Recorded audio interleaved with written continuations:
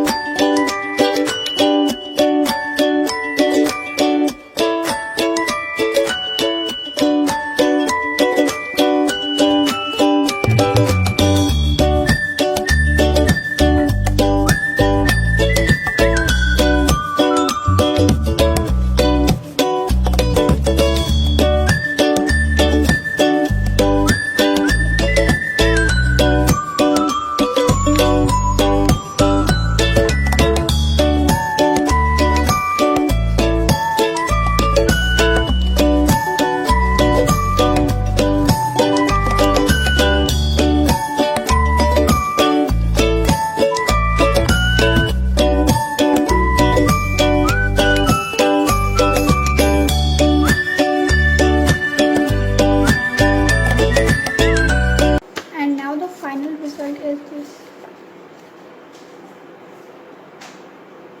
For the background color, we are going to use blue color and we are going to fill with, I have used two blue colors. One is dark blue and one is light blue. After coloring, it will look like this. And yeah, this is our final look.